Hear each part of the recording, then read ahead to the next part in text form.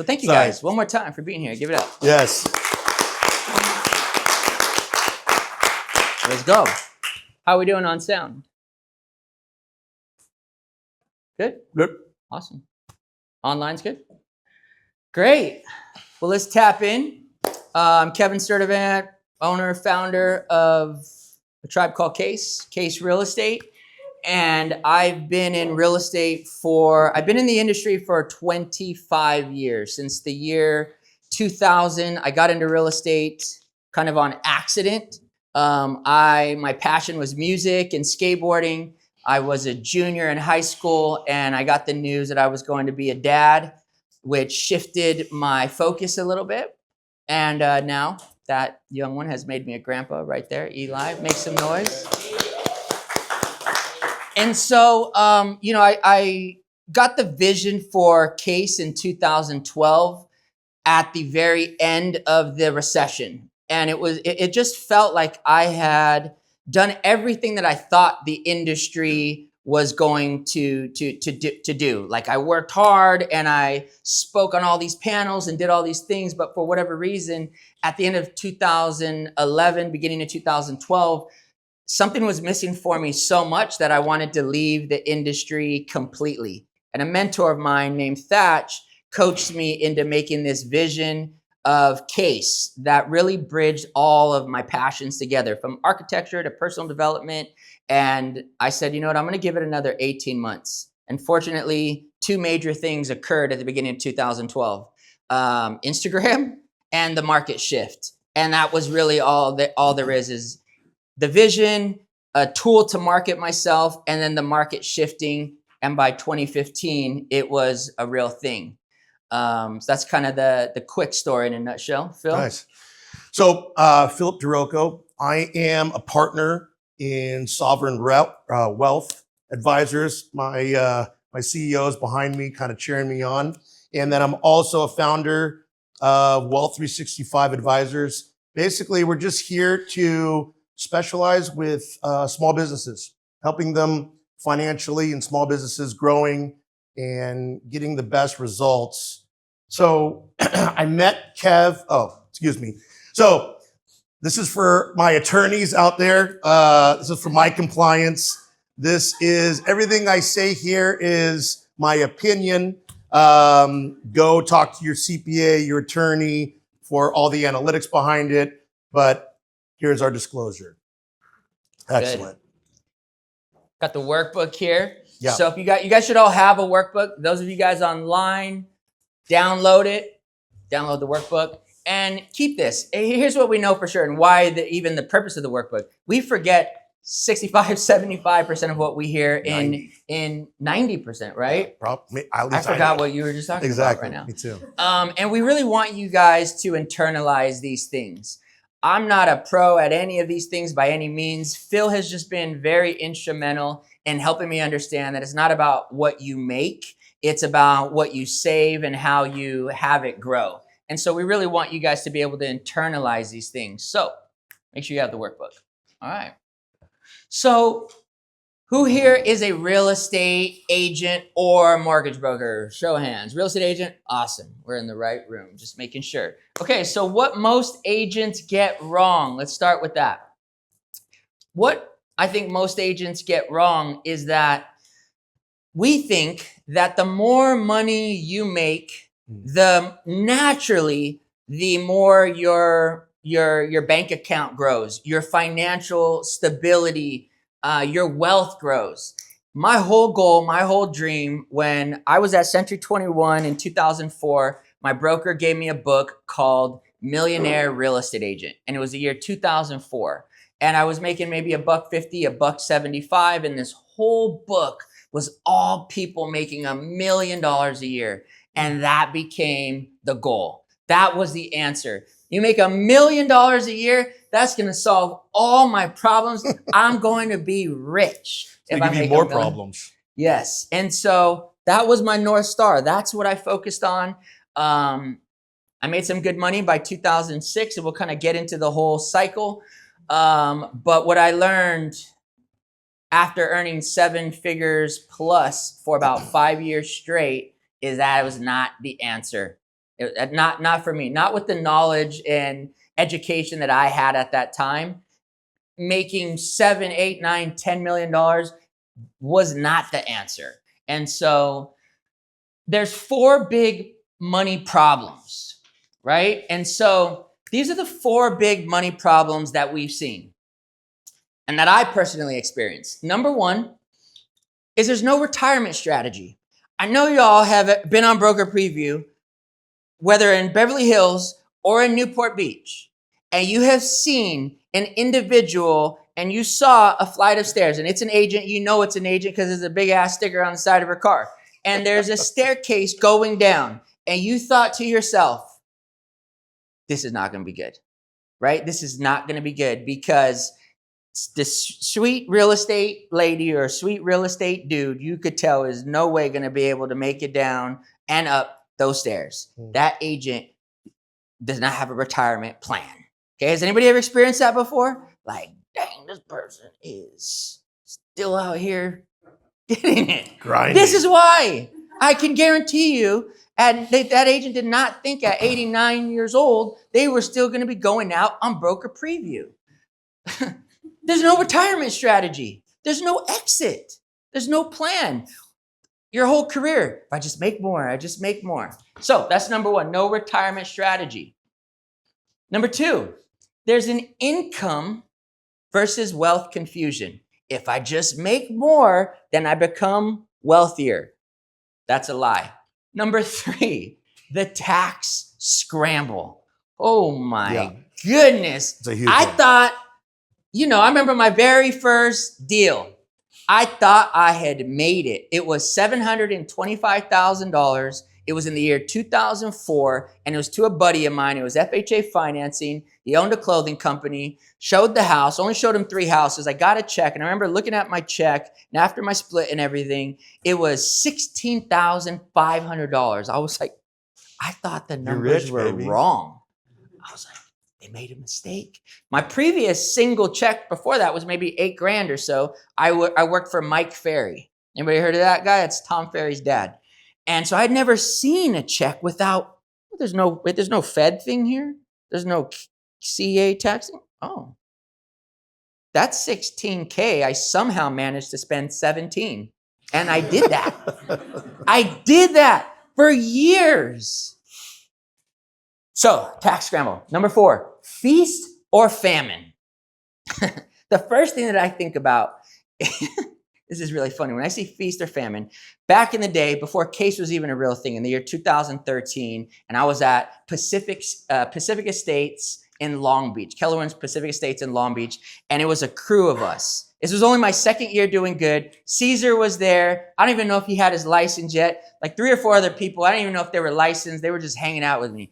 And there was this dude that sold his very first house. And the first thing he did was he went and bought this Louis Vuitton duffel bag, right? He was balling out of control. Mastro's Louis bag.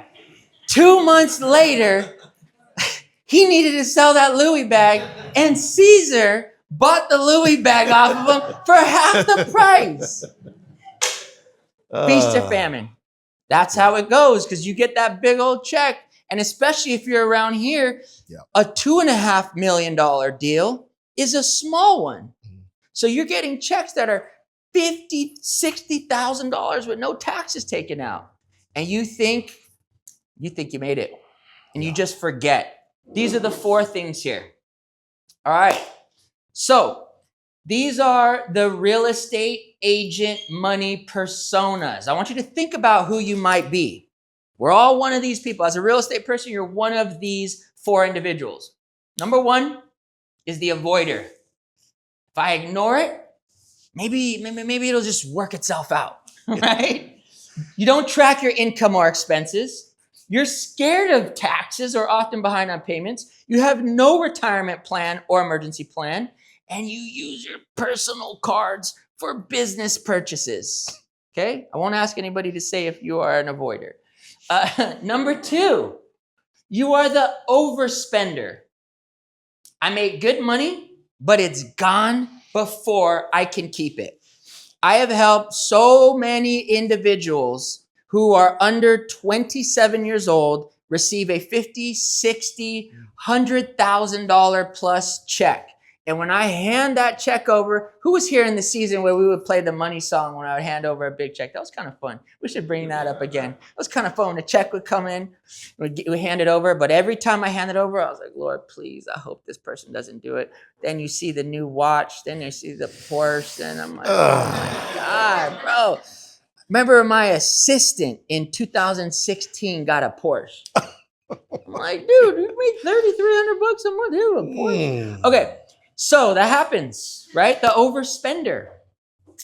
Number 3, the plateaued producer. I'm doing well, but I know I could be doing so much better. Oh, sorry. When it goes to the overspender, you close deals, but you inflate your lifestyle just as fast. Anybody know people like that? Okay, you have no wealth plan or no money structure. You're reinvesting in brand or business, not yourself. You feel broke even when commissions are big. Okay, the plateaued producer, this person is hitting 150 to 300,000 a year, but they're stuck. Okay, they file their taxes, but you miss your deductions. You're not investing outside of the business. You start off strong every single year. New me. New year, new me. You start off strong, but then you're scrambling in Q4. Anybody ever feel like that? Okay. Then number 4 is the true wealth CEO. Your money has a plan, and so do you. Here's the challenge. We all think that when I get there, then you're going to think like this. And what I want to encourage you guys to know and believe is this person happens now. This person happens today. If you have negative $300 in your account, those of you online, great, because this is a mindset that you can adopt right now. And I firmly believe that's why you're here today. You are the true wealth CEO starting today. Make some noise if that's the goal, okay? All right, so, I want to go back to the things because that's really important. So you pay yourself consistently through a business structure. You guys know how much of my money I have access to? 10%. That's all I allow them to have. 10%. So if I want to have some fun, I need to make a lot of money. So I know their numbers. Every month I get you guys conservatively hand me 11 pieces of paper. We're going to find a way to get that down into 11. And it's still not enough. I look at the numbers and obsess over my numbers because that's the truth. It doesn't matter how I feel. Sometimes I feel up, sometimes I feel down. It doesn't matter. The bank doesn't care how I feel. All my mortgages don't care how I feel. My 9 million children's private school, they don't care how I feel. I have to produce. And so in order to know where I'm at, I need to know my numbers. Know their numbers, your income, your expenses, and your tax forecasts. And it's not necessarily just knowing your numbers. It's building a team behind you that can get you access to those numbers. We meet twice a month and we go over numbers for his business. And then we meet with just him and Alana at their house and we go over their personal numbers. And it's just being aware of what it is. That's really it, you know? It's very scary when back in the day, and by back in the day, I mean like 18 months ago, and my wife would say, hey, just so you know, our federal blah, blah, blah is going to be $400,000. Yep. And I'm like, okay, when is that due? Tuesday. Okay. Yep. Panic. Freak out. You guys might think, wow, Kevin really likes to knock on $1,000 a month. He says, no, I have to. Okay. And now I'm finally getting to the point where I'm like, I don't have to stress. I don't have to worry. No stress. Chill. This year in taxes. She told me this 3 months ago. She goes, hey, just so you know, I talked to Phil and we're going to owe this amount later this year. And I was like, do you know when? She goes, it's best if we pay it in October. And she tells me this in like March. I'm like, oh, but this is all good. I secretly took it from him in April. Is that legal? So yes. So basically what I like to be prepared, Whenever I go do something, I always have to be prepared. He's a run and gunner, which I love. And when I first came with the Stirdivant family and doing this, it was always a scramble. Always, shit, we got to give me 500,000. We got to pay the taxes. Well, it brought a lot of stress to him, but it also brought a lot of stress to me. And I don't like to live in that environment. So what we did is we started taking small chunks throughout the year to where now it's done. It's already done. We've already paid for everything. It's already done. Retirement's fully funded. Lifestyle's fully funded. House project being fully funded. And everybody can breathe a little bit because I need him to go out and kill. I don't need him worrying about numbers. That's what he hires me and pays me a lot of money for. I need him killing and bringing in the fish into the boat. Yes. Speaking of killing, that last one was about family is protected with insurance and estate planning. My life insurance scares me sometimes of how set my wife might be if something were to happen to me. We've got 18 children, so I mean, we gotta, I'm like, we gotta pay for everything. Phil, is it really necessary to be that high? Okay. Awesome. So back to the life insurance thing, that was Alana's biggest trigger. She's the woman of the house. She's taking care of everything, taking care of all the kids. She's the permanent Uber driver for everybody. He's driving a lot. I mean, we buy him cars every 9 months because he doesn't like cars. He buys one and then moves it. But basically, she was like, Phil, what if something happened to him? And when we started working into that, it was not necessarily what if something happened to him for Alana, what if something happened to him for KASE? So that's what we were trying to structure KASE as its own entity. You guys are KASE, not him. You guys are going to be KASE. So that's what we wanted to bring up. But basically, the life insurance is there for, the unexpected situations. If there's one thing that I would say entering this frame of mind with my money and my financial foundation that's really shifted from working with Phil, it's thinking about the bigger picture. Like my whole life, I've operated in the next 2 to 3 weeks, right? And that's helped me a lot. Like if anybody hangs out with me, I treat every single day like this is it. This is all I got. And that sense of urgency has gotten me very far. But it's also been a bit of a curse because it stopped me from thinking long term. And when I worked with Phil, he really helped me see what it was all about. And that's been a big game changer. We would have conversations. I would get calls. I was in Dubai and I'm doing a call with him. And his concern was he was in Hawaii and he was contemplating buying a Louis Vuitton handbag or duffel for $3,200. And I'm like, this is what we're discussing right now?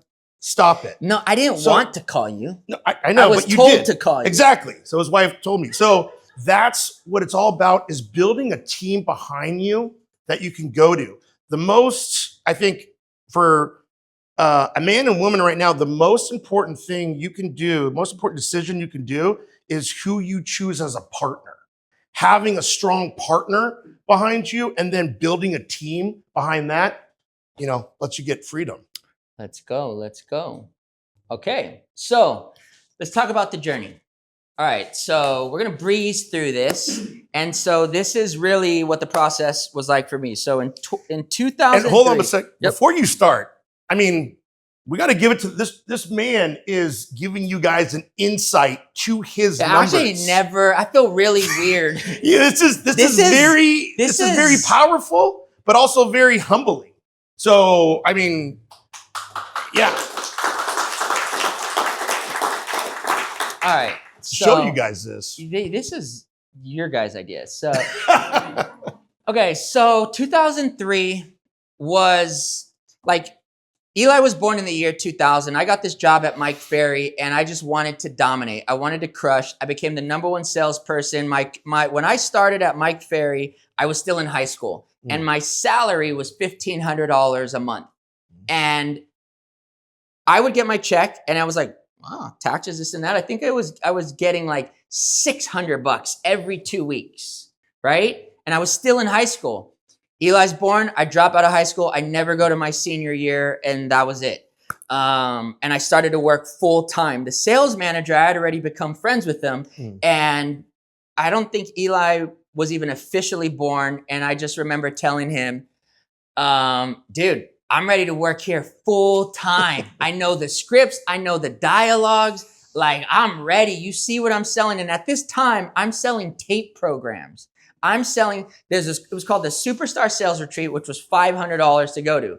If you sold one of those, you get $100 commission. Not bad. Well, I only got to sell the tapes. So the tapes were $100. So my commission was literally like $25.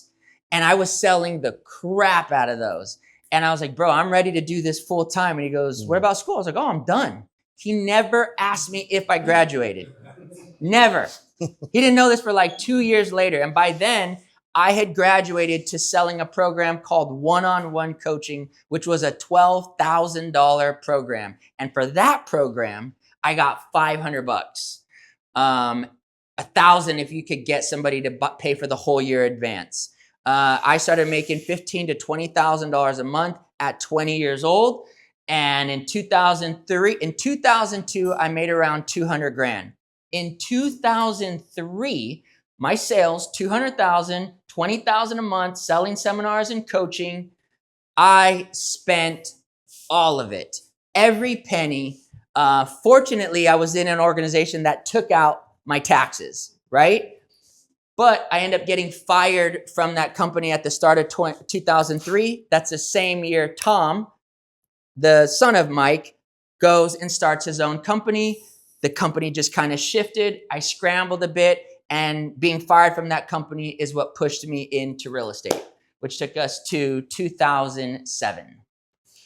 So in 2007, now mind you, before 2003, I'm cranking. When I get fired, where's Steven at? So Steven's dad was my mentor in 2003. And the agreement was, you coach my son and I'll coach you. How old were you in 2003? I'm like, bro, what am I going to teach this dude? You're gonna wipe his butt. What are you gonna do? And Venny, his dad, really helped me get on track and learn the game. So you figure I had money. When I got fired, I had no idea what to do. I called Venny. I'm like, bro, they just fired me. And he's like, what are you going to do? I was like, that's what I'm calling you. I need to can I come work for you? He's like, well, how long are you good for? And I think he thought I was going to say maybe a year. And I'm like, bro, like what is your emergency fund? That's what he's asking. Told him I have 45 days max. He's like, didn't you make like 200 grand last year? I'm like, yes. You see that Mercedes and those rims? So he goes, bro, show up tomorrow at my office in Pico Rivera. I'll have a check in your hands within that time. In day 43, he put a check in my hands. And so, that kind of put me on this trajectory. I made some pretty good money in 2004, made some pretty good money in 2005, never going over like 210-ish, but just making enough, which in the early 2000s, that was enough to have fun and look cool. The market crashed in 2007, and right here, flat broke. Right here again, absolutely flat broke. I left real estate completely in the year 2007 to try to go back to the motivational thing with another one of the folks in the Mike Ferry family, his son, Matthew. And it was positive, it was working, but that company also didn't work out. So I got back into real estate in 2009, 10, 11, learning the short sale market. 2011 was the lowest income I had earned since I was in high school. I made $53,000 in the year 2011.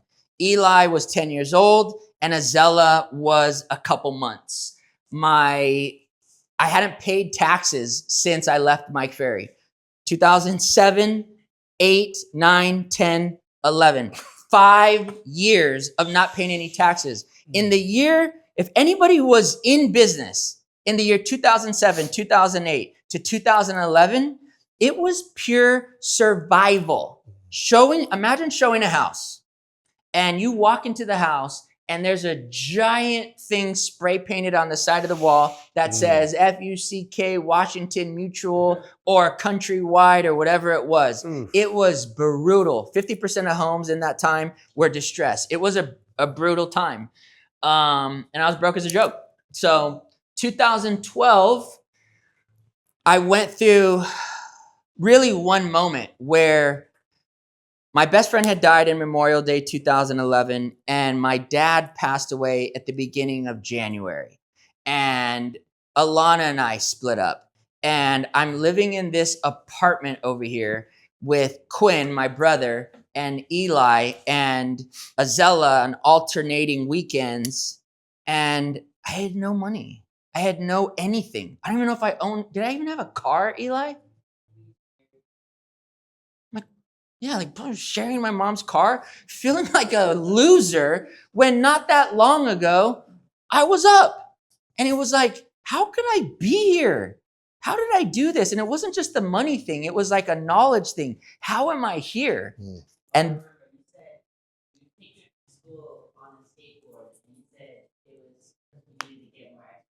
wow, that's hilarious. That's good. Yeah. Smoke and mirrors. I like that. He had no idea. Yeah, there was also a season where we couldn't pay the electric bill, and the electricity actually got shut off for multiple days. And it was like, dude, let's just be Indians. Like, you know what I mean? We're going to camp out. So I'm talking like broke. And when my dad died in the beginning of January 2012, we have the same name, and it just clicked. It was just seeing my name on funeral papers and seeing my dad's funeral the way it was hit me really hard, because my dad was a very charismatic person with a lot of friends for a short period of time. My dad had a difficult time maintaining relationships. And at his funeral, I knew like 3 people. So it wasn't that he left us with nothing, and I knew I was going to acquire all kinds of police tickets and weird bills, but it was like his legacy, and I was just like, I can't have mine be like this. And I got on the phone and I started to talk to mentors, and I just started to dream a bit more, and I came up with a 5-year vision to do what is the big answer for it all, which is make $1 million, right? Because I didn't have my life partner, Alana. I didn't have anybody. I wasn't even close to God at that time, to be totally straight up. It was one thing. I'm going to get this money, and that's going to fix it all. So where did you jump to after that? Boom. So 2014, is that where we went after that? 2014. Cool. My sales, so 2012, 13, Jay's coming around. Marcy, when did you get into real estate with us? Right? So, and I knew Marcy from way back in the day. Ella was Alana's boss at Mac, and I think they started to kind of see our life shift. All of a sudden in 2014, I'm making $725,000 a year. And mind you, this is with an average sales price of like $700,000. So I had a good income, still no direction. And it was like, man, if I only had a plan. And it started to shift a little bit more in 2015. I made $1,050,000. I remember doing taxes on $1 million.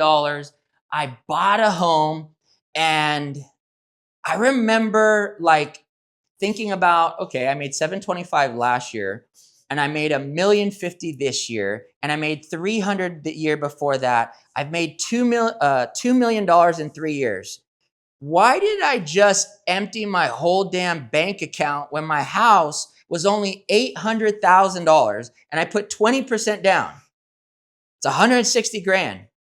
And I remember when we closed, I had like $100,000 left. That means in 3 years after making $2 million, 260 was all I had left. How did that happen? And I still didn't have the answers. Except, what do you guys think I was thinking would be the answer? Make more money. Okay, make more. $1 million is not enough. That is an answer, but 2018, commission went up to 1.5, and I start thinking, okay, maybe if I buy rental property, maybe if we flip property, maybe that's the answer. I bought a second home.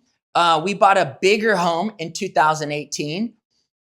I don't know if that was necessarily a wealth move, but this is what happens as you make more. Oh, well, let's get the bigger house. When we bought that house in 2014, 2015, that was a total dream. But as your money goes up, your dream gets bigger. And it's like, maybe I could we literally bought like probably one of the biggest lots in this entire city. Mm-hmm. And I have that feeling again. And now I'm looking at it all over again. At 2018, I'm like, wait, I've made like $5 million in the last couple years. Why is my account back at the same place? And I'm running through these cycles again and again. 2019, I started to shift and we got pretty serious about investing. And we bought like 4 or 5 different Airbnbs, Big Bear, Lake Arrowhead, Montana.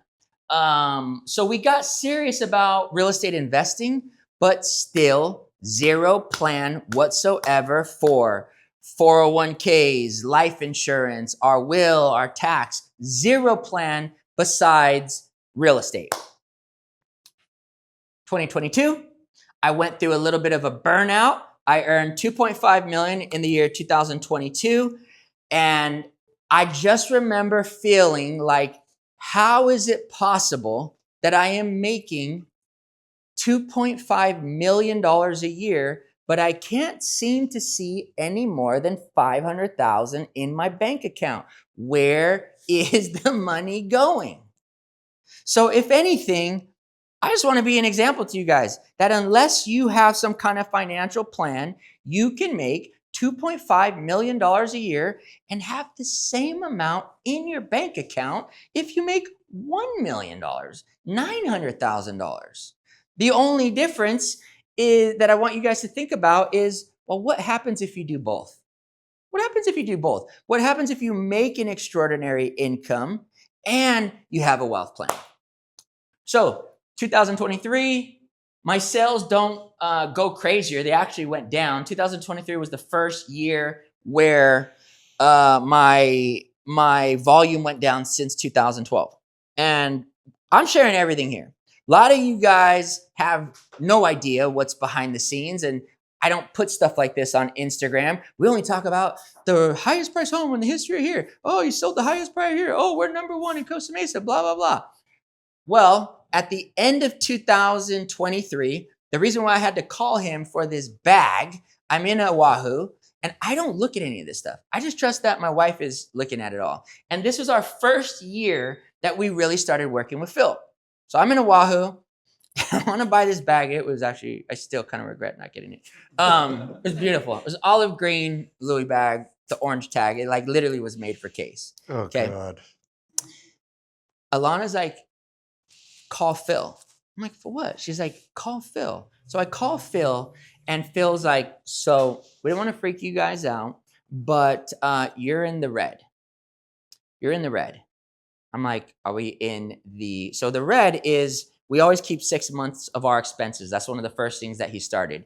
And what happened is income goes like this. Well, guess what else goes like this? Oh, lifestyle expenses. I need a Maybach. For sure. For sure I need a Maybach. And then what happened? Oh, I need to hire that person. Oh, you know what? There's never anybody in here during the day. Let's take the space next door open. Why not? He's like Oprah. Everybody gets Louis Vuitton bags. Everybody gets a car. My brother needs a G-Wagon. Yeah, my brother sure. a G-Wagon. And that's what happens. I didn't know that the market was going to crash.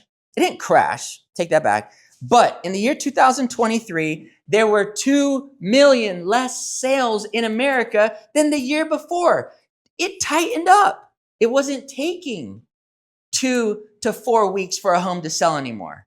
It was taking 60 days. So while before it was okay when things shifted, bills went out, we were doing so many deals, all of a sudden we're at the 4-month mark. I went into January 2024 at the 60-day mark. 60-day mark. Which means if something doesn't shift in the next 60 days, one of my best friends that earns a very strong income here is going to have to let go. Which just the thought of that was freaking me out. And I was here on January 1st, 2024. If I didn't have an advisor to tell me these things, I would have bought the bag and a whole bunch more, and it would have just caught up to me. But because I had somebody who was aware and was looking 6 months ahead, I knew the actions that I had to take. You guys with me? So 2024, we shift, whoof, and that's the game of real estate. It was the first time ever. I earned over $3 million in commissions. We're back in the game. Now I have some clarity. This year, which was last year, I started the year off completely freaked out. Imagine how it feels also that I'm making millions of dollars and I have to look at this situation where it was, if I wanted to not have to let someone go, I have to sell an asset that's growing at a high level. So it wasn't like we were completely broke, but I don't want to sell off an asset that is making positive income to keep my business afloat. You guys with me? And it shifted in 2024. Commissions went up. We start working on the plan. We start working on the wealth plan. And now we're here, 2025. We're on track to hit 500 million in commissions. I'm on track for $7 million in commissions. KASE is on track for 1 billion in sales. My wealth is protected. And you know what's really funny? I was telling Alana this the other day. Actually, truly, and no BS. I actually have no interest to go to the Louis store. For real. Good.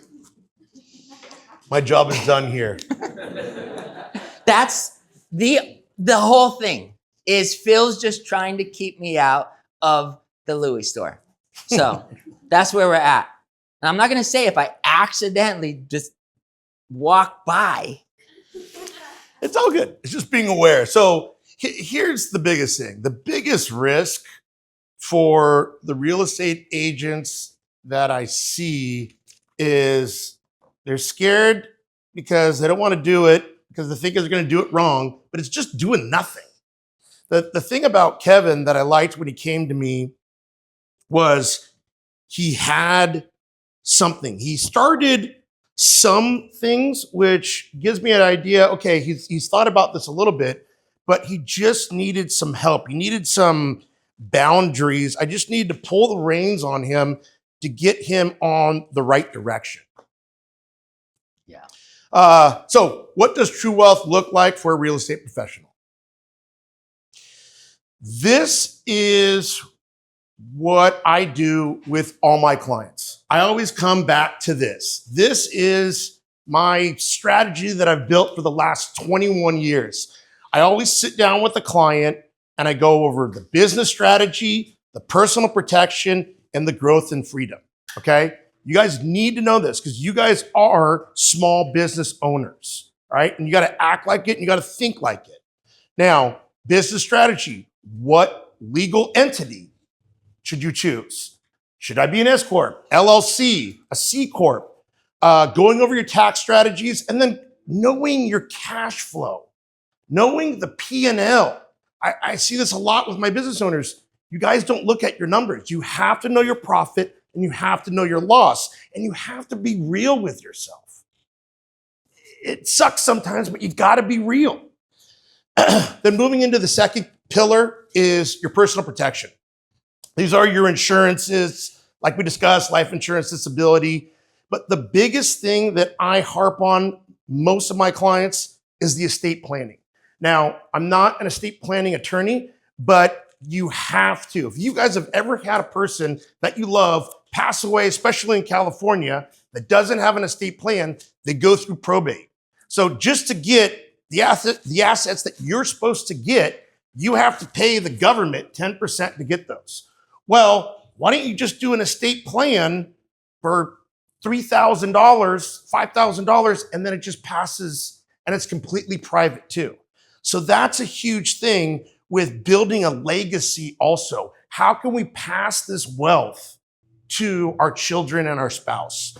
The third tier, this is kind of like the fun accounts. This is really where I love doing is the wealth and freedom accounts, the investment planning. What investments do we do? Do we need to invest in duplexes? Do we need to do a stock and bond equity portfolio? It all real matters on the type of person that you're dealing with. And then here it comes to, this is a retirement vision. I think I'm gonna work for the rest of my life. My wife doesn't think so, but I just love doing what I do. But to me, working for the rest of my life will be, maybe I come to the office for 2 or 3 hours a day, and then I go home. But I need you guys to build retirement because the government ain't gonna take care of you. Social Security is not gonna take care of you. You have to do it yourself, and you have to set money aside for rainy days. And the rainy day is gonna be retirement, and you might just be forced into retirement. All right, so, and I'm gonna harp this on you guys more and more and more because no one likes to see it, but you gotta know your P&L. So earlier I was saying you have to build a team behind you, okay? You have to have a wealth manager, financial planner as like I'm Kev's quarterback, all right? I've put together a estate planning attorney. We're doing all the will and trust for all of his properties, for his businesses. And then we also have, I got him a CPA and a bookkeeper, all right? So me personally, I meet with my bookkeeper every month. The 16th of every month, I go through my P&L and I see, and I'm just honest with myself. And you guys need to be honest with yourself.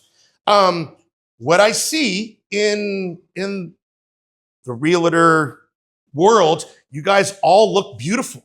You guys have all the fanciest things. You guys are way better dressed than I am. I mean, my God, your casual clothes are gorgeous. But what I don't like is when you have money, you can smell it. I don't want you to fake it to make it. You need to own where you're at. Own it. Okay?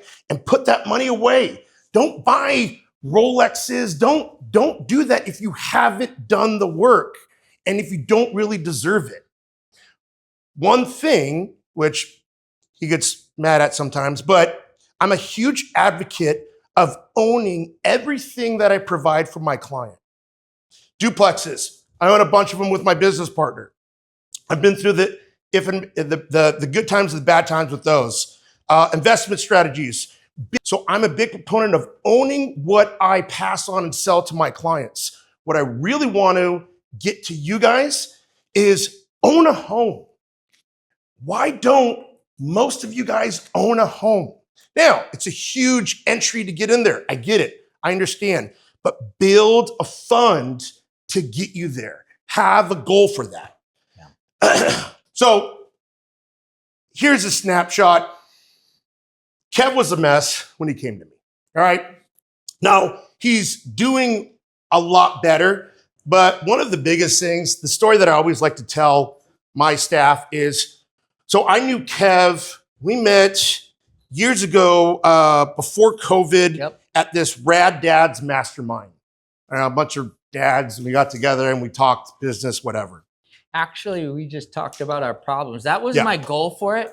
I was like, I'm gonna put a bunch of dads together and we're gonna meet up and talk about our goals and dreams. And that wasn't the case. We just met up and talked about our problems. And I went there and like I saw this flashy guy. And he's having a driver driving him in a Maybach. I'm like, what is this? This is ridiculous. So he came to me, he had the balls to come to me and sat down, and he wanted to hire me for my services. So if you know me, I'm very transparent and I'm very in your face. I said, okay, you want to hire me, my services? I'm very expensive. Here are my fees. Here's my retainer. You have to have $2 million to come in with me, but you need to sell that Maybach, Bach, or whatever it's called. Get rid of it. And you know what? He looked at Alana and he looked back at me and he said, thank you. You don't need that stuff. I want you to build assets, because without assets, this is all flash in a pan. This is fugazi. This is nothing. Come on, you got to have assets. And I think the challenge too, right, is that you want to feel good, right? And we get into this space where buying this thing or doing this thing makes you feel good. And the reality is all those things, it just fades away. It lasts for a little bit. I've had Ferraris, I've had Maybachs. It's a vibe, a high vibe for 6 months. And then the vibe completely goes away. Whereas this kind of planning and seeing the net worth grow and seeing like the different things that we're shifting with our actual assets, seeing that grow, like that feeling doesn't go away. It's just improving. When I bring to him every month, sitting with his wife, I have a schematic of his net worth, okay? And it grows every single month. He's a big guy. I can't give him 18 slides. I got to give him a 1-page visual thing. And so that's what we were working on, is this 1-page visual. And it's, when it comes back to here, okay, business strategy. He owns multiple businesses. He's got operations teams. He's got all these people. What I had to look at is reducing his overhead and increasing his profit margins. So I don't want him, obviously I want him to sell more houses, but I'm not on his butt to go sell more houses and make money. I want to work with what he gives me right now, and I have to figure out how to make it as efficient as possible. And it's just business. We had to let go of people. We have to move things on. And it's just part of being a business owner, because we need to increase those profit margins. This next part of the first pillar for business strategy is huge. Tax strategy. I got him a killer CPA team and bookkeeper. We're on them all the time. We're talking weekly. So it's a living, breathing thing, because it's all about taxes. It's not what you make, it's what you keep, okay? There have been multiple times where this tax bill we were going to have to pay that was in the high 6 figures was shifted, and the bill was decreased by multiple 6 figures.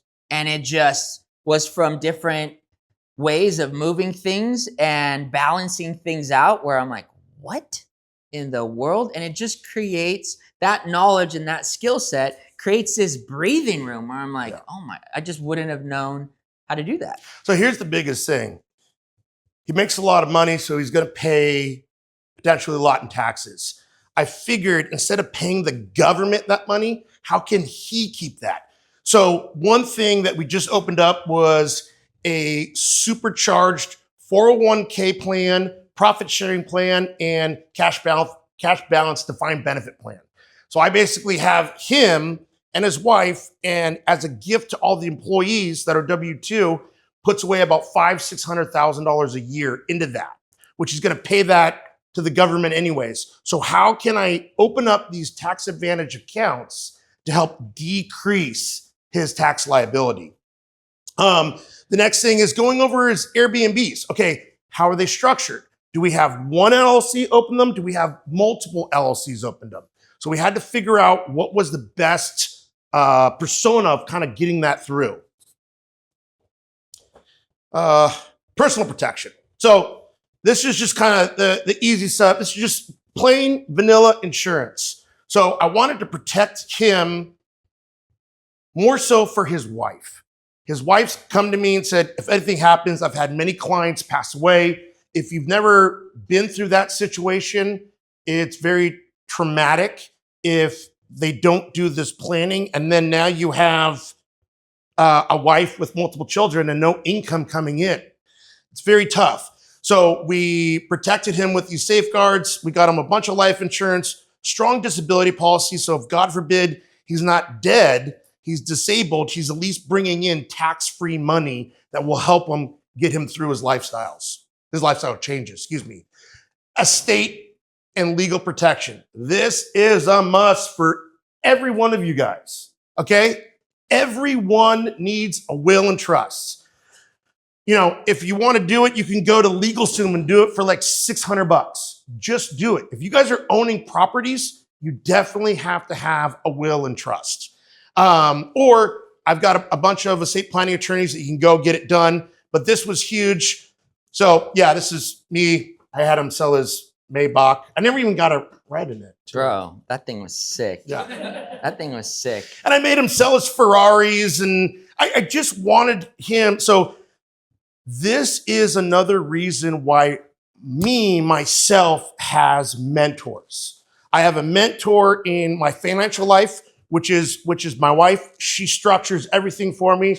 I listen to her. I have a mentor that structures me here with finances. And I'm the same way. I'm like, God, I really want this Raptor R. I've got a Raptor. And I talk to my mentor and he's like, shut up. He's like, don't even talk to me. I'm like, okay, yes, you're right.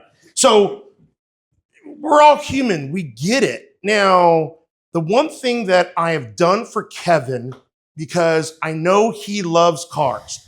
I hate cars. I think they're a liability and they depreciate, but he loves them. I love cars. So, which is cool. What we devised is I said, okay, he needs to have a carrot in front of him. So I said, every commission check that you do that is all your business, I take 10%. I have my staff come here. They pick up a check from Mary or Alex, and we take 10% of that commission check and I put it in an investment account. At the end of 9 months to a year, because he gets a new car every 9 months to a year, he sells his car, and then we liquidate that account that's in there, and then we go buy whatever he wants.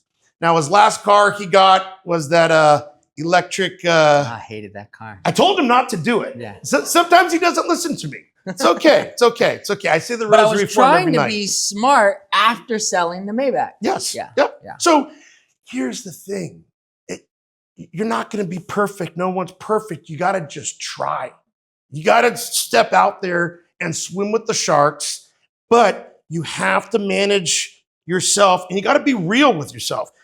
When you sit in front of your P&L and you look at your accounts and you look at your net worth statement, you're like, God, I thought I was worth more. Well, no, you're not, but be real with yourself. Yeah. So next is his retirement investing account. So I take $200,000 a month from Keven. I go and I grab it, I take it, and I put it in an investment, and I hold it for taxes. I hold it for property taxes. I hold it for funding his retirement.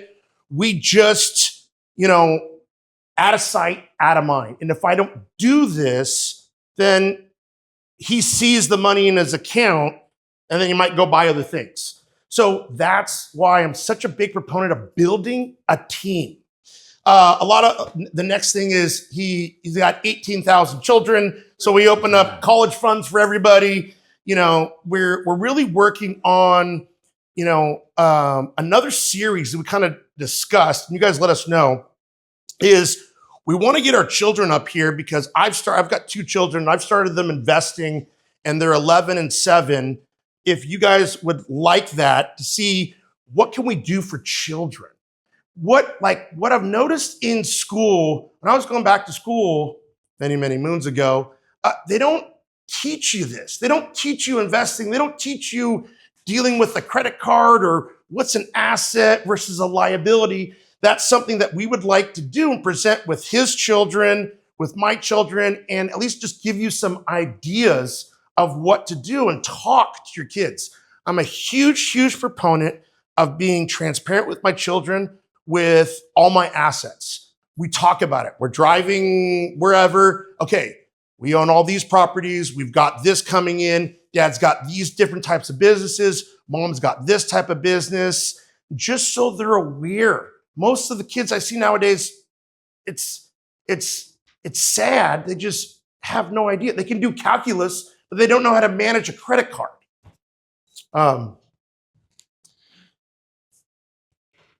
Building wealth is an ongoing process. Yes. Okay. So let's just be transparent. I am a financial personal trainer. That's all I am. Okay. What I do is I keep his feet to the fire to make sure he's on task. And everybody needs one of these. And it doesn't have to be, some guy in a suit. You could do it online. You could do it through YouTube.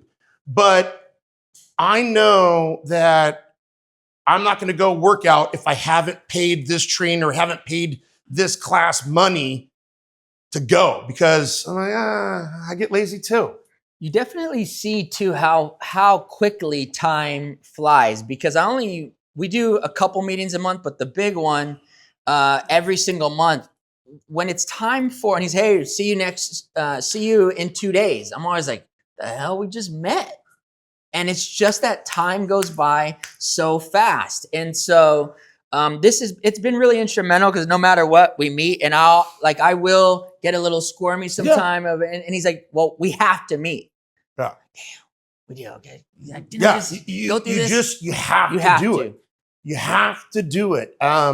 Because if not, it will get underneath you, and then something will happen. Yeah. It's a level of accountability. Yeah. Yes. That's all it is. It's the same way I do my very best to encourage you guys to show up to the office every single day. Yeah. Because I believe when you get into the space, and if you can get yourself to do the freaking calls, I'm here every single day, but there's a very small percentage of people that can do it day in and day out. And I think if you can commit the time and the energy to grow your business and then also grow your financials, it's game over.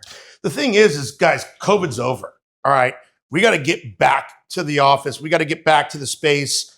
I only do my best work when I'm in the office. You got kids, you got wife, you get a bunch of stuff going on. It's very hard for me to do it. So that's why we're always meeting either at his house at like 8 in the morning and the kids are getting ready, or we'll meet here kind of in, 10, 11. Yep. Okay. What if you're not there yet? Yes. Okay. To work with me, my minimum investable assets are $2 million, and it is a $4,000 a month retainer. Not everybody's there, but I wanted to provide something to everybody here to take home with you and get a chance to work with an advisor if it's me or somebody else. The biggest thing is everybody needs a plan. That's it. Like, you guys have probably heard these things before. It's not anything new, but it's someone making sure you get it done. All right, so here's my wealth strategy, our guide that my beautiful marketing person put together. Here's the first steps. Okay. All right, so what I'm offering today, and it's only for 20 people. I only have time for 20 people, and that's it. For $1,300 for everybody here and everybody online. If you would like to work with me, we're going to do something where you have a Teams call with my staff, and they ask all these questions of you. You get your paperwork. They give it to me. I do a full assessment on you on my off hours, and I build a strategy for you. Then the most important thing is you get 2 meetings with me. 1 in person at my office. I'm old school, okay? We can do a Zoom, but I'm old school Sicilian. I like to shake your hand, give you a hug, and I like to meet you at my office right here at South Coast Plaza. We'll sit down, talk. I'll give you a game plan, and then in 6 months, we'll meet again, and I'll see if you really signed up and if you really did the work. And we're gonna go back to that, Nicole. I'm gonna build for you. Look at your business strategy, look at your personal protection, look at your growth and freedom, and then look at building a simple action plan and some starter resources. And it doesn't have to be crazy like he has with all these, he's got 18 zeros behind the income. No, you make $70,000. Okay, let's start. Cool. I'm here to help the agents at KASE and the people that came here as a give back to Keven, because he was like this bucking bronco that I had to like choke out and wrestle. And now he's kind of getting there. And it's a work in progress. Yes. So real easy. We've got a Calendly link. Go there for the next 2 weeks. I've got 20 spots available. After the 20 spots, I'm gone, and you can come talk to me later on, but that's it. Very limited situation. My wife does all that stuff. So now I want to transfer it to... Make some noise, guys. Give it up. Give it up. Give it up. So it's not like I'm partnered in Wealth 365, and this is some... I'm not giving them anything. I own everything. Like, to me, no, it was to teach us to learn twice, right? And I think if there's anything that's helped me get to where I'm at, it's like as soon as I learn something, I just want to share it and I just teach it. I told this to the agents at our company yesterday. I'm like, you guys, I've been able to go pretty far in this game of being an agent. That's like the first thing. Get you to make $1 million as a real estate agent. Great. Well, next, let me help you actually grow a team. And next, let's actually explore who's going to be the first person to actually open their own case. It's like unlimited what you could do here. It's not like there's this thing where I'm like, Alex, Mary, let's make sure they don't find out about that one thing that I do. There's no secrets. There's that one thing that I do. We got to keep that. It is every single thing that has helped me. I share and I teach, right? So this area has been such a game changer. We were just hanging out. I'm like, bro, can we do something for like my group? I don't care if it's my agents, just people that I know, just people in general, because it costs a lot to hire this dude. And not everybody has $2 million in assets just hanging out. What if we could put something together for people to just get on the wavelength? Because to be totally straight up, the biggest shift has just been my mindset. There's a whole bunch of stuff going on behind the scenes, but it's just been my mindset and how I relate to the future. And I know that because I'm looking at everything differently, it's actually empowered me more in my day-to-day as an agent. Yeah. Awesome. So a couple questions, and then let's get to work and make some Nicole, money. was there any questions on the chat? I'll just say we've got about 24 people that are doing with us on virtual. So thank you everyone for joining. Hey, Thank give you, it up. thank you. Give it up. Awesome. Vanessa, please send me some yes. So people are really excited. Awesome. On is in, and I'm just waiting for the questions to come in. So we like to open it up to everybody here. Cool. Right there, bud.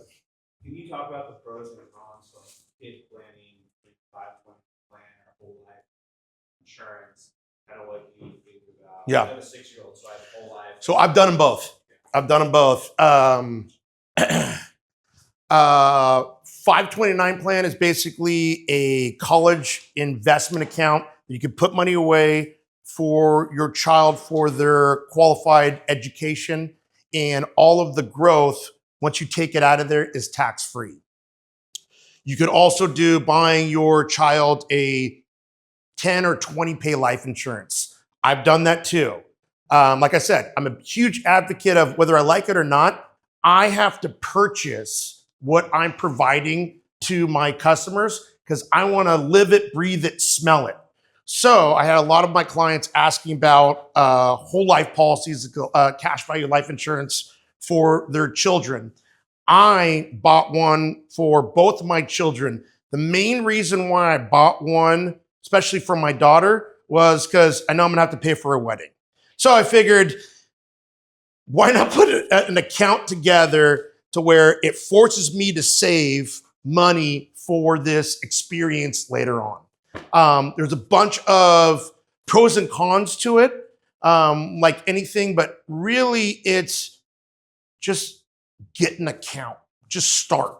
Just start. My children have their own brokerage accounts. I help them invest in a bunch of stocks. My daughter's a model, so her income, I took all her income and I opened up a Roth IRA for her. She put all that money into the brokerage account. They have whole life insurance policies on themselves, 529 plans. But I discuss it with them. You know, they need to understand these things. Like I did this one video. My wife did it for me because she's the internet person. I'm not. And it was me sitting with my daughter. We opened up the account and we were buying individual stocks. And I said, okay, what do you want to invest in? It's really just starting and walking your children through this and educating through this. Also educating them on how to use a credit card, how to deal with debt. I really want you guys to focus on paying your debt off every single month. That is going to be very, very powerful, and it will keep your net worth moving. My biggest thing to him is, how is that decision going to affect your net worth? Is it going to increase your net worth or decrease your net worth? Anybody else? You recommend estate planning if you don't have kids yet? Oh yeah. Yep. Get it. Just do it. Just do it. I rather have it.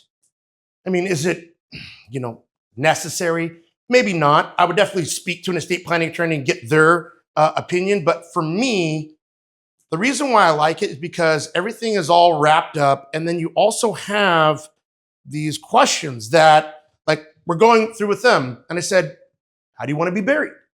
He's like, I never even thought of that. Do you want to be cremated? Do you want to have a Catholic mass? Do you want to be buried in a mausoleum? I mean, these things are expensive. My parents just got plots at Newport Beach. It was $100,000. So I rather be there to kind of help you experience these ideas and talk about them. And if that's one way, then I think so, yeah. Ernie? In your opinion, and based on working with agents, what do you think is the best entity structure? Would it be like for your sales part of the business? Would it be LLC just pass through Yeah, so usually kind of talking on a 10,000 foot view, obviously I'd want to sit down with you and your CPA to kind of look at your numbers, going back again to your P&L. But kind of on a rough basis, if you are consistently making $50,000 a year, then I would start looking to do a S corporation. And then in an S corporation, you pay yourself a salary and you pay all your taxes, your ordinary income taxes through there. And then you take K1 distributions with your excess. So that's another, specific thing, but that is kind of like a 10,000 foot view. Is that something that you're going to be setting this up? Nope, I will not set that up for you. I don't do any taxes, but I'll kind of help you, walk you through it. I'll give you some CPA referrals. You can go on, a lot of things you can go on LegalZoom and do them too, kind of on the cheap. So at least you have something. So is it the CPA that tells us LLC better or Yep. Yep. Talk to you. Always discuss your taxes with your CPA. We have a question. Yeah. It says, can you please explain life insurance? What goes into it? How does it all around work? And then two, I have a high yield. I'll ask that question separately. So can you please explain life insurance? So life insurance is basically just very transparently, it is just, it's a life insurance policy on an individual, is a big bucket of money that if that individual passes away, they receive that money tax-free to them. So he's got a $20 million life insurance policy on him. If, God forbid, he passed away, I would do a death claim with his wife, and then we would wire transfer his wife $20 million. And how does it work? Does someone have to? Oh, how it works. yes, you have to take an application. Eli Stirdivant, I just got him. He just had a child. So I put him through the exact same 3-tiered process. Protecting his assets with a trust, getting his insurances, and then getting him a retirement plan. And then also solo, we're going to get a 529 plan too. So you just take an application. It's all based off your health, and it's based off your health. And then the amount that you can get is based off your income. So it's not a quick and easy process, but I think it's something good to protect yourself, especially if you have loved ones that depend on your income. Another thing that I would look at for the insurance side is looking at a disability policy. But as a side note, also look at your homeowner's policy, your auto policy, a renter's policy. Really look at all your insurances and figure out if the right one's for you. I think you have to reach a point, right, where you realize, all right, I have this skill set with knowing how to make money. Knowing how to make money has nothing to do with knowing how to save and grow money. You would think it does. But in my experience and the way I was raised and what my relationship was to money, which came from my dad, which when you get money, you have to get rid of it as fast as you possibly can before somebody comes to take it, right? My dad was a drug dealer. So he got sentenced to 20 years. And My dad was a drug dealer. He passed away at 50 years old, and it was a very short life. I have a granddaughter. I want to have a long life. I want to have a long, healthy life. And the same way I relate to my money is the same way I relate to getting my blood work done. Most people get their blood work done maybe every other year. I get my blood work done every 3 to 6 months. It's easy. I go to Quest, they do it. It takes 10 minutes. I just want to be aware of what's going on. And I think that is, as long as you treat these different areas, I have my dude Noe as a trainer on Monday, because Mondays at 5 a.m. is the biggest day where I'm not going to show up. And so I won't even go to a gym. He comes straight to my house to work with me, and then I get to coach him on his business, right? And he just sold close to a $2 million house. So I should get a free month next month, right? Yeah. Little kickback, yes. What's your view, like, if you're buying multiple investment properties, do you think you should cost set all of them, or should you do some of them for straight line? I mean, it all, we've done cost segs with some clients, but it really matters, like, your income that you're bringing into. I mean, if you have a high income year, then yes. If you don't, then maybe, defer that. So it's on a personal basis, knowing your income coming in. So it's a hard one, but yeah, if you've got high income coming in, try to find all of the tax shelters that you can do.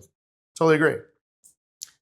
Yes. So for life insurance, do you prefer having the whole or term or a mixture of both? It's a personal basis, but my biggest thing is having the correct amount. Whether you have whole life or term, I want you to have the correct amount, because when someone dies, I don't talk to their spouse or their significant other. They say, "Oh, it was term or whole." No, it's having the correct amount and protecting your family. That is the sole basis behind it. And whatever you can afford is what I want you to get. Yeah. I know about life insurance thing. I hear that sometimes you can invest with your life insurance too. Yeah. God, you guys like life insurance. Jeez. Don't die. Yes, you can. My opinion with it is I keep insurance separate and I keep investment separate. My personal opinion, I don't believe on investing in life insurance and taking the money out. It's not my thing. Yeah. Everyone has been on a diet before, and when you're on a diet, that you feel more hungry. Yeah. When we're trying to build financial plans and you're restricted in your spending, you feel more. You're feeling more. What advice would you give someone to handle that feeling to that. I'm restricted in my money, Yeah. like I said, it's a mindset thing, right? Yeah. So A lot of people need to realize. this is the best year I've ever had. This will be the first year where I'm at over $5 million in income. I'm like, where the hell is all my money? Right? And that's because if it just gets taken out, there's a plan for it. And so wifey will say, well, just look at your account. And so then I look at my little play account. I'm like, we're all good. So my advice is, yes, super disciplined, have that money going out that's being invested. And I just look at my little account and I'm like, all right, well, I know how to make that account grow. I know exactly what I need to do to get a late 80s or early 90s fully dialed Defender. I know exactly what I need to close to get that Defender. It's going to cost me $500,000. So, Jesus. nah, I'm not going that crazy. So I don't know, if you're like me, I need a carrot. I can't just be doing this. I need, right now it's the Defender and this private little detached office space I want in my backyard, right? I have a 5,000 square foot home and the only space I have to myself is my 30 square foot sauna in my whole house. That's the only zone I need a little space. Yeah. So have a carrot, however you want to structure it, which is taking a bit of your income to grow it. But I think to have that carrot and have a plan of what you have to do. So it's not only pain. It's like your cheat day. Yeah. Right? The other thing that I've done for most of my clients to help them with that is I set everything up on auto pays. So his auto pay is 200 grand a month. I come in, I take it, boom, boom, boom. You know, yours could be $20 a month. You know, basically get it out of your account and have it go to the investments. The other thing is you're going to have to be uncomfortable. You're going to have to be comfortable being uncomfortable. It sucks. You know, you just relish it, think about it. But my biggest thing is look at the big picture. Like look at your accounts. Look at your accounts at the end of the day. Okay, everything's moving. I always tell my kids, I want them to learn how to build a machine, whether a business, property, whatever it is, that makes money for them while they sleep. That is what I sat down and spoke to them about with building their investment accounts. This is an account that will make money while you sleep. And so my son's like, oh, he's 7 years old. He loves video games. He wants to keep making money. And so we'll look at it every weekend. And hey, your account's up $3. You made $3. Like, Dad, I didn't do anything for it. Exactly. So at the beginning of everything, you just got to start. You just got to get into it and bring it back. Get a team behind you. Get somebody that you can talk to. I talk to my mentor all the time. And I think I've got good ideas. And then he says, no, they're not good ideas. And I say, yes, sir. And I move on.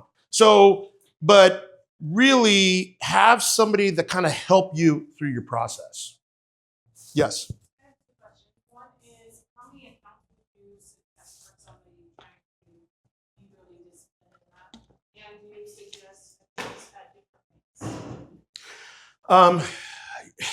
Well, I've got different accounts at different banks. I've got a couple different business banks. We've got banks with my other partners, my other firms. If you're starting, I would probably try to keep it to one bank. Keep it as simple.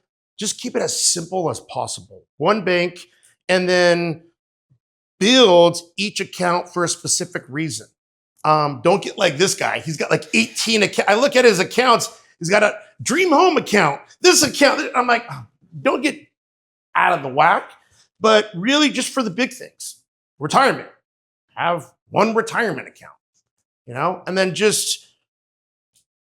but you just set things to auto pay. And then you just keep moving and then look at it every 6 months. So, yes. Do you find that it's hard, like, what if you have a husband who's just spending, and then Get a divorce. Asking for a break. or vice versa, Mm. and like one wants to budget, one doesn't. One wants to budget, let's say But like, what is the solution for couples or husband and wife Yeah. who have different mindsets? Huge. You have to be on the same page. It will not work if you're not on the same page. Okay? It just won't work. When it's like the trainer can talk, you're dieting. Okay, you're dieting and your spouse is eating Twinkies. Yeah. You're seeing this, you see cookies and candy at home, that you can't do it. I tell my wife, throw all the crap away and just cook organic, lean, and if it's there, good, but you have to get on the same page. Yeah. You're gonna have to talk to somebody, talk to a therapist, but to succeed in life, you and your spouse have to be moving in the same direction to succeed. I would say a big piece of I would say probably 50% of our therapy sessions, and my wife and I were in therapy for 10 years, sometimes 2 sessions a week. 50% of the time it was talking about our different views on money, because Alana was raised by Dorothy, and Dorothy was very wise with her finances. She was a real estate developer. My dad and my mom thought the exact opposite the way both of Alana's parents thought. And so we had major conflict for years. And so you have to reach a point where there's going to be some surrendering. You know, and it's like that with everything. If Alana wasn't sober, I wouldn't have just hit my 9 years. It wouldn't have happened. So you have to have real conversations about your path that you're going together. Because if both of y'all are going these different directions, it's going to be turbulent. Question in the chat from Vanessa. I have a high yield account because I really don't understand stocks. I have my kids and my husband's, and we save 20% and everything goes into that. Do you like high yield, and is 20% too much to save because it feels like a lot? So I get this all the time. Okay, what percentages should we deal with?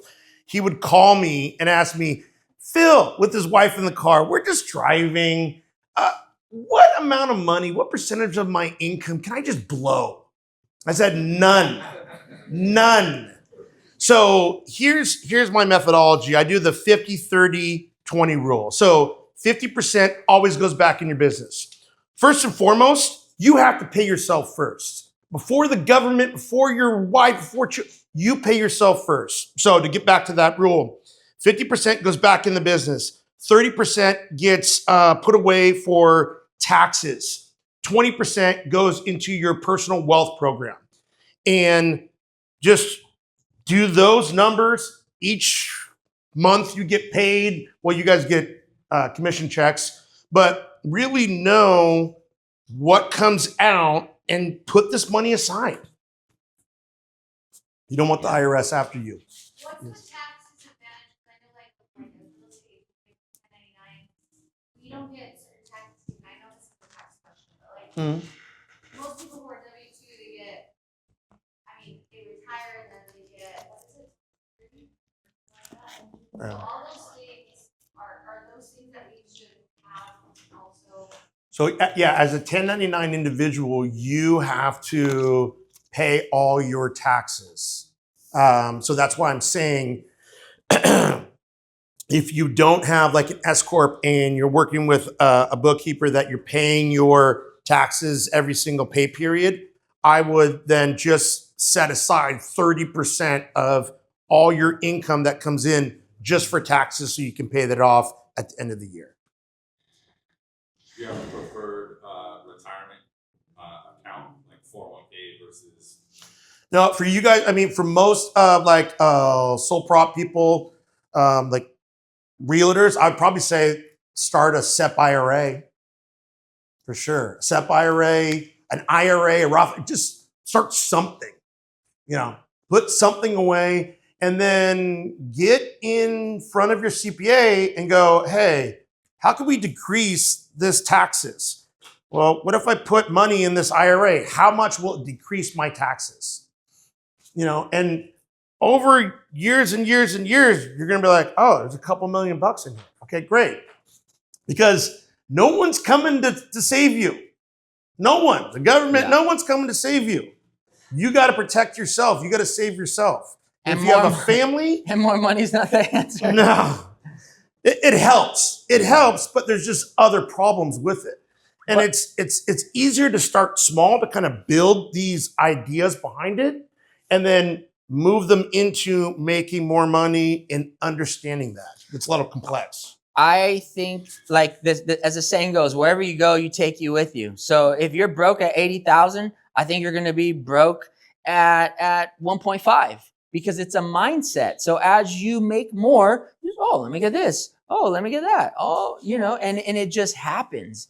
And my intention is to share all of the best people that have taken me. I've been on this journey for a quarter of a century and I've met some incredible people. And I only spend my time getting advised by people that I truly believe have my back. That's why I haven't taken investments from any money, from any corporate companies. You know how often I get offers to be acquired? I don't know you. I don't want to be under your umbrella. Right? I don't want to do that. If I don't really, really know you, I knew Phil for 5 years before I trusted him with this stuff. 5 years. Yeah. My personal life coach yesterday got choked up in the middle of our session, right? We're just talking, and that's because she felt my frustration with something. She felt my pain. Like, she has my back. Yeah. And I'm just like, that's why I'm with this person. This is why I'm with it's so much more than like the specific details. And there's so many people, especially in Orange County. I think there's 80,000 real estate agents in Orange County. There's probably 300,000 wealth managers, financial Tons. advisors. Or a dime a dozen. I want the person that I know really has my back. And that's what I know about this dude. And that's why I really wanted him to put something together where he could give you guys a taste of that forward thinking mindset about your financial future. Well, the other thing is I live and I breathe it. I have never been bankrupt. I own properties. I own everything that I advise and kind of look out. I own it. I like to have my own money in it. You want a hedge fund? I've got a hedge fund. I've been investing in a hedge fund. I really try to put my money into these things to really understand them, to help educate my clients moving forward with them. What has helped me move forward a lot faster than most people is I can be very, very fast. I jump on something and I'm not an overthinker. I do it, I put money behind it, and then I usually make 2 or 3 mistakes before my counterparts have even invested into that thing. And the reason what's helped me is I find the GOAT in that situation. I'm very big into shooting and tactical shooting. I go and hire Navy SEALs that just came out deployment to train me. I hire the GOAT. My mentor is ginormous in his wealth and his business knowledge. I try to find the best of the best and get around them because you're going to learn that much more than, doing it on yourself. I mean, yeah, you can go to YouTube and try to figure it out, but I think it's worthwhile to investing in your future to provide, to have these advisors help you. Yeah, absolutely. Give it up for that. That it? You guys, thank you so much. You guys get something from this today?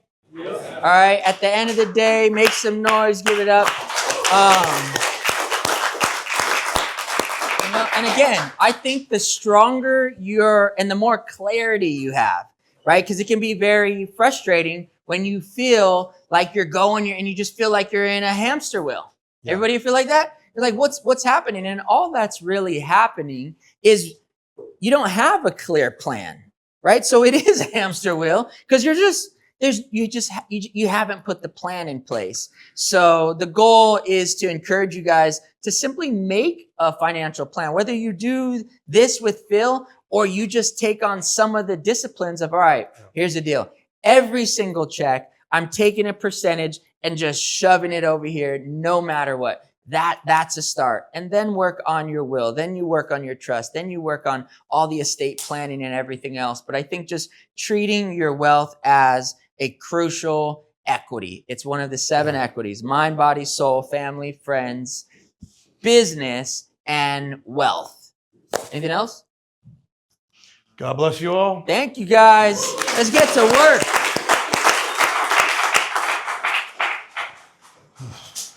Yes, sir. Good job, Yes, Dale. sir. Yes, sir. Yes, sir. Thank you. Super random, but is there any way I can grab that deck that's Keven bring me tires? No worries. That? No worries. No worries. Oh, you do? Yeah. Hmm. Do you remember? Oh, no. Is it at my house? Yes. Oh, it is? Last week. Oh.